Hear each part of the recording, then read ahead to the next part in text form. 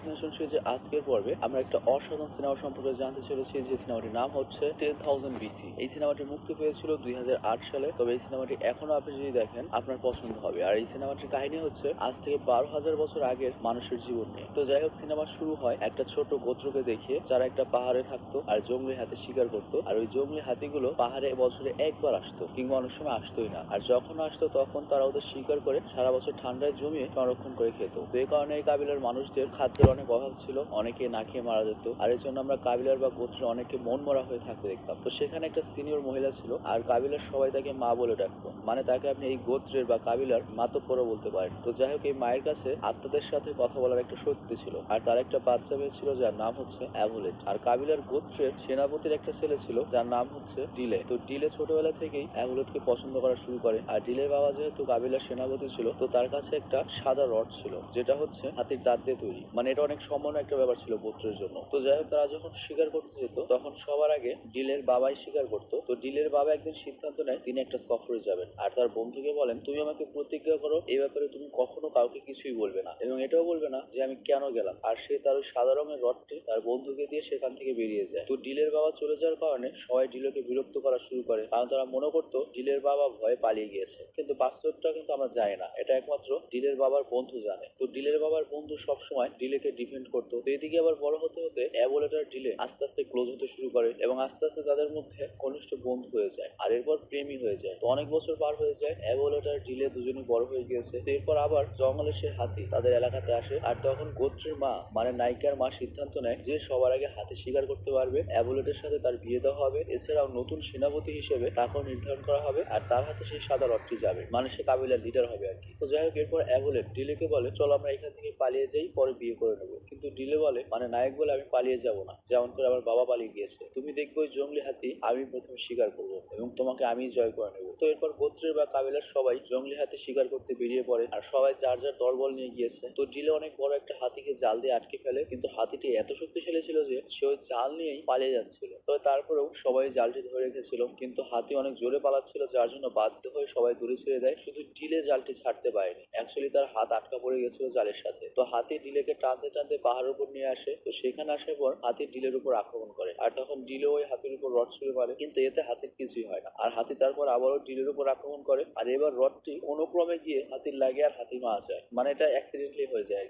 আর ততক্ষণে দেখি আমরা কাবিলার সবাই সেখানে চলে এসেছে, আর তারা দেখে ডিলে একাই এত বড় একটা বিশাল হাতি মেরে ফেলেছে। এটা দেখে সবাই অনেক খুশি হয়, আর ডিলেকে সাদা রঙের সেই রড দেওয়া হয়। আর সিদ্ধান্ত অনুযায়ী অ্যাভলোটের সাথে ডিলের বিয়ে দেওয়া হবে, এবং তাদের বিয়ে ঠিকও হয়ে যায়। কিন্তু একটা বিষয় নিয়ে আমরা ডিলেকে অনেক চিন্তিত থাকতে দেখি। সে ভাবছে, সবাই মনে করছে যে ডিলে অনেক সাহসী, সে ওই জাল ছেড়ে দেয়নি। কিন্তু সত্যিটা হলো সেও জাল ছেড়ে দিয়েছিল, কিন্তু তার হাতটা জাস্ট আটকা ছিল। আর তাছাড়া ওই হাতিটিকে কিন্তু সে মারেনি, হাতিটি অ্যাক্সিডেন্টলি ওর বর্ষায় বা রডে আটকে মারা গিয়েছে। তো এর জন্য ওই সাদা রডটা ফিরিয়ে দেয়। তো বুঝতে পারছেন যে তৎকালীন মানুষ কত সৎ ছিল। যাই হোক, সাদা রড সে ছেড়ে দিয়েছে, মানে হচ্ছে সে অ্যাবুলেটকে ছেড়ে দিয়েছে, কারণ অ্যাবুলেটকে সেই ভাবে যে হাতিকে মারতে পারবে। এই কারণে অ্যাবুলেট তার উপর অনেক রেগে যায়, আর দুজন সেপারেট হয়ে যায়। তবে আমরা জানি তারা একজন আরেকজনকে কিন্তু অনেক ভালোবাসতো, কিন্তু তাদের গোত্রের একটা রীতিও কিন্তু রয়েছে। তো যাই হোক, সেদিনই রাতে কিছু লোক ঘোড়ায় চড়ে এসে তাদের গোত্রের উপর আক্রমণ করে। আর যারা আক্রমণ করেছিল তাদের কাছে অনেক উন্নত অস্ত্র ছিল, ঘোড়া ছিল। তো তারা কাবিলার অনেক পুরুষ এবং মহিলাকে আটক করে তাদের সাথে নিয়ে যায়, বিশেষ করে যারা শক্ত সামর্থ্য ছিল। আর বন্ধুদের মাঝে অ্যাভলোটও ছিল। তো এরপর ডিলে যখন আসে কাবিলাতে, তখন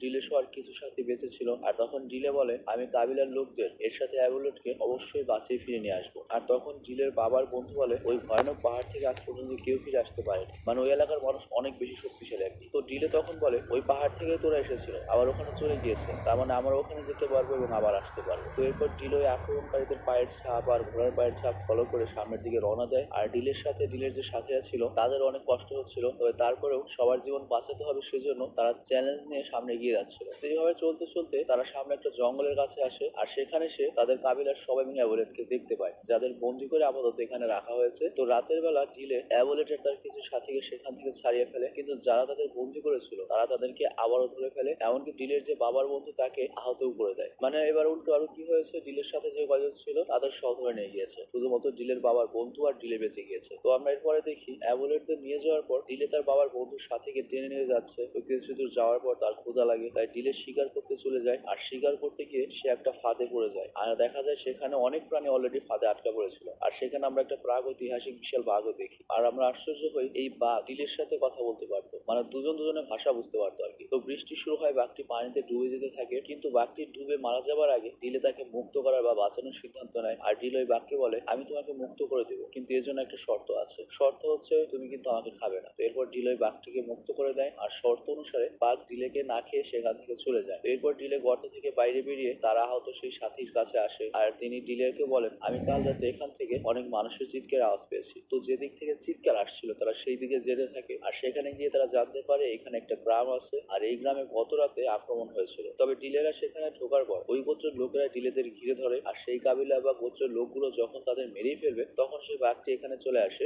যে বাঘটিকে গত রাতে ডিলে বাঁচিয়েছিল। তো ওই বাঘকে দেখে অন্য গোত্রের সবাই অনেক ভয় পেয়ে যায়, আর বাঘটি ডিলের কাছে আসতে থাকে। আর তখন ডিলে বাঘকে বলে, আমি তোমাকে গত রাতে বাঁচিয়েছিলাম, তুমি কি আমাকে চিনতে পারোনি? তো ওই বাঘটি ডিলের কোনো ক্ষতি না করে গোত্রের মানুষদের ভয় দেখিয়ে চলে যায়। এর মানে হচ্ছে বাঘটি ডিলে যে তাকে সহায়তা করেছিল সেই ঋণ শোধ করে চলে গেল আর কি। তো এটা দেখে ওই কাবিলার লোক অনেক অবাক হয়ে যায়। তারা ডিলেকে এবং ডিলের সাথে যে সাথী ছিল, যেটা ডিলের বাবার বন্ধু, তাদেরকে অনেক আদর করে খাবার দেয়। আর ডিলে তাদের জিজ্ঞেস করে, তুমি আমাদের ভাষা কিভাবে জানো? তখন সেখানকার লোক বলে, আজ থেকে অনেক বছর পূর্বে তোমাদের জায়গা থেকে একটা লোক এসেছিল এখানে নিরাপদ জায়গা খুঁজতে, আর সেই লোকের কাছ থেকে আমরা ভাষা শিখেছি। আর এখন আমরা জানতে পারি সেই লোকটি অন্য কেউ নয়, এটাই হচ্ছে ডিলের বাবা, যে সিনেমার প্রথমেই তাদের গোত্র ছেড়ে চলে গিয়েছিল। তো ডিলে তাদের জিজ্ঞেস করে ওই লোকটি এখন কোথায় আছে, আর তার উত্তরে এই লোকগুলো বলে শয়তানরা তাকে নিজেদের সাথে নিয়ে গিয়েছে, আর এমনকি শয়তানরা তাদের কিছু লোককেও ওদের সাথে নিয়ে গিয়েছে, আর এমন জায়গায় নিয়ে গিয়েছে যেখান থেকে আজ পর্যন্ত কেউ ফিরে আসতে পারেনি। আর এর সাথে তারা এটাও বলে, আর ওই শয়তানদের হাত থেকে একমাত্র তুমি আমাদের বাঁচাতে পারো। তখন ডিলে বলে, আমি কেন? তোমরা তো আমাকে চেনেও না। তখন ওই গোত্রের মানুষ বলে, ভবিষ্যৎবাণী অনুযায়ী আমাদের কাছে একটা লোক আসবে যে বাঘের সাথে কথা বলতে পারবে, আর সেই লোকটি ওই শয়তানদের হাত থেকে আমাদের সবার জীবন বাঁচাবে। এরপর ওই গোত্রের মানুষগুলো আশেপাশের সব গোত্রের মানুষদের খবর দেয় যে বাঘের সাথে কথা বলা লোক চলে এসেছে, শয়তানদের সাথে মোকাবেলা করার সময় এসেছে। এখন শয়তান বলতে কাকে বোঝানো হচ্ছে আমরা একটু পরে বুঝতে পারবো। তো এরপর ডিলের বাবার যে বন্ধু ছিল সে ডিলেকে বলে, আমি আজকে তোমাকে একটা গোপন কথা বলি। সে কথাটি হচ্ছে, তোমার বাবা কিন্তু কাউকে ভয় পেয়ে পালিয়ে যায়নি, তিনি তার গোত্রের লোকদের জীবন বাঁচানোর জন্য নিরাপদ একটা জায়গা খুঁজতে বের হয়েছিলেন, যাতে আমাদের গোত্রের মানুষদের না খেয়ে মরতে না হয়। তো ডিলে তখন বলে, তুমি এই কথা আগে কেন আমাকে বলনি? তখন তিনি বলেন, তোমার বাবা আমাকে নিষেধ করেছিল, কারণ এই কথা যদি কেউ জানতে পারে তাহলে কাবিলার সব লোক একজন একজন করে কাবিলা ছেড়ে যাওয়া শুরু করবে, আর তিনি আমাকে এই কথা সারা জীবন গোপন রাখতে বলেছিলেন। তো এরপর ডিলের সাথে ওই গোত্রের লোকজন পাহাড়ের দিকে রওনা দেয়, আর তারা একটা নদী পর্যন্ত পৌঁছায়। আর ওখানে আমরা দেখি যে ওদের লোকজনকে ধরে প্লাস ডিলের লোকজনকে ধরে ওই শয়তানরা জাহাজে করে নিয়ে যাচ্ছে। আর তারা এটাও বুঝতে পারে সামনে এগুতে হলে তাদের নৌকাতেই যেতে হবে, কিন্তু তাদের যেহেতু নৌকা নেই তারা তো আর নদী দিয়ে যেতে পারছে না। তো এই জন্য ডিলের সিদ্ধান্ত নেয় তারা পায়ে হেঁটেই ভ্রমণ করবে, মানে ওই শয়তানদের এলাকায় যাবে। আর এখানে শয়তান বলতে ওই মানুষদেরই বোঝানো হয়েছে। কিন্তু হেঁটে ভ্রমণ করা ছিল অনেক কষ্টের, কারণ মরুভূমিতে অনেক তাপ, আর এর আগে নাকি কেউ আজ পর্যন্ত এই মরুভূমি পার করতে পারেনি। কিন্তু ডিলে বলে, কেউ পারেনি তো কি হয়েছে, আমরা অতিক্রম করব এবং আমরা নিজেদের লোকদের মুক্ত করে নিয়ে আসবো। এবং এতে সবাই মোটিভেটেড হয় এবং সেই গন্তব্যের দিকে রওনা দেয়। তো অনেকদিন ভ্রমণ করার পর শেষ পর্যন্ত তারা মরুভূমির অপর প্রান্তে চলে আসে, আর তারা দেখে সেখানে অনেক বড় বড় পিরামিড বানানো হচ্ছে। আর মানুষদের বন্দী করে এখানে নিয়ে আসার উদ্দেশ্য হলো তাদের যে কাজ করিয়ে এই পিরামিড তৈরি করা। তো সেখানে শাসন করাবর্ত বা সৈন্য ছিল অনেক বেশি, আর কৃতদাস ছিল তার চেয়ে কয়েক গুণ বেশি। তো যাই হোক, এদের যে রাজা ছিল বা ওই এলাকার যে রাজা ছিল তাকে ভগবান বা গড বলা হতো, এবং সে নিজের ব্যাপারে সবার কাছে বলতো সে আকাশ থেকে উড়ে এসেছে, আর ওই গডকে আজ পর্যন্ত কেউ দেখেনি, মানে তার চেহারা আজ পর্যন্ত কেউ দেখেনি। এমনকি সে সবসময় পর্দার মধ্যে থাকতো, আর গড শুধু লোকদের অর্ডার করতো, আর তার অর্ডারের মধ্যে ছিল এই লোকদের দিয়ে দ্রুত কাজ করাও। তো এরপর আমরা দেখি ডিলে আর অন্য কাবিলার সর্দার তারা দুজনে মিলে কৃতদাসদের ক্যাম্পে যায়, আর তাদের সামনে একটা লোককে নিয়ে আসা হয় যিনি চোখে দেখতে পান না। আর তিনি ডিলেকে বলেন যে এখানে তিনজন গড ছিল আর বর্তমানে একজন গড বেঁচে রয়েছে। তো ডিলে জিজ্ঞেস করে, গডরা আবার মরে কেমনে, আর এই গডকে মারা যাবে কিভাবে? তখন ওই অন্ধ ব্যক্তি বলে, এই গডরা এমন একজন মানুষকে ভয় পায় যার শরীরে একটা বিশেষ চিহ্ন রয়েছে, সেই নিশানাটা এমন হবে যেটা আকাশেও পাওয়া যাবে, আবার শরীরেও সেরকম একটা চিহ্ন থাকবে। তো যাই হোক, ওই অন্ধ ব্যক্তি এরকম আরো বলে যে ওই চিহ্ন যার শরীরে আছে তার কাবিলার লোকই তাদের সবাইকে এবং বাকি সব কৃতদাসকে ওই গডের হাত থেকে বাঁচাবে। তো এরপরে সবাই ডিলেরকে জিজ্ঞেস করে, তোমার শরীরে কি সেই চিহ্ন আছে? কিন্তু ডিলের কোনো উত্তর দেয় না। কিন্তু ডিলে ওই অন্ধ ব্যক্তির কথায় বুঝতে পারে যে তার বাবার অনেক আগেই মৃত্যু হয়ে গিয়েছে, আর এই শয়তান বা গডরাই তাকে মেরে ফেলেছে, আর তার গোত্রের লোকদের এখানে কৃতদাস করে পিরামিড বানাচ্ছে। তো এরপর ডিলে নিজেদের লোকদের কাছে আসে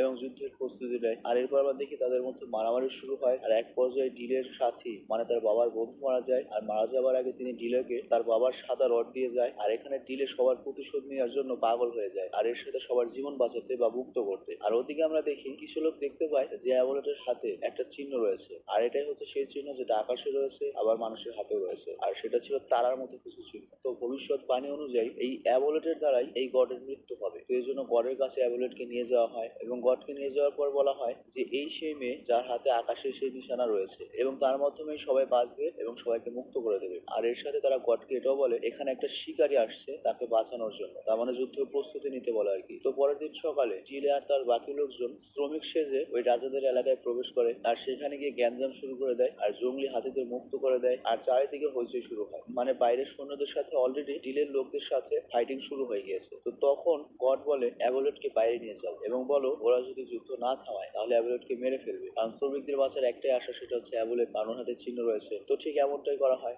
মানে অ্যাবলেটকে বাইরে নিয়ে আসা হয় আর অ্যাবলেটকে দেখে টিলে এবং তার সাথীরা থেমে যায় আর তারপর সেখানে গড আসে আর তাকে দেখে সবাই ঝুঁকে পড়ে। তো গডের যে চামচা সে ডিলেকে বলে তুমি এই মেয়েকে এখান থেকে নিয়ে যেতে পারো, তবে নিয়ে গেলে সারা জীবনের জন্য নিয়ে যাবে এবং আমরা প্রতিজ্ঞা করছি তোমাকে আমরা আটকাবো না। আর তখন ডিলে বলে আচ্ছা আমি অ্যাবলেটকে নিয়ে যাব, কিন্তু আমার বাকি সাথীদের কি হবে? তখন গড বলে তুমি শুধুমাত্র অ্যাবলেটকে নিয়ে যেতে পারবে আর তোমার বাকি সাথীরা আমাদের এখানে কৃতদাস হয়ে থাকবে আর এরা সবাই আমার লোক। কিন্তু এই কথায় ডিলে রাজি হয় না আর সে তখন তার হাতে যে সাদা রডটি ছিল সেটা গডের দিকে ছুঁড়ে মারে আর ওই রডটি গডের এক পাশ দিয়ে ঢুকে অন্য পাশ দিয়ে বের হয়ে যায়। আর ডিলে বলে দেখো তোমরা সবাই দেখো, ও আমাদের মতো একটা মানুষ, ও ব্যথা অনুভব করে এবং ও মারা গিয়েছে, ও কোনো গড নয়। আর তখন ওই রাজার লোকদের সাথে ডিলেদের আবার ফাইট শুরু হয় আর এই যুদ্ধে ডিলের দলে জিতে যায়। কিন্তু লাস্টে রাজার এক খাস লোক যে অ্যাবলেটদের বন্দি করে এখানে নিয়ে এসেছিল সে অ্যাবলেটকে একটা তীর মারে, এতে অ্যাবলেট মারা যায় আর এর বদলে ডিলে ওই লোকটিকে মেরে ফেলে। তো ডিলে তার কাবিলার লোকদের বাঁচাতে এসেছিল এবং সফল হয়েছে, কিন্তু এর মাঝে সে কিন্তু তার অনেক কাছের মানুষদের হারিয়ে ফেললো। আর এদিকে আমরা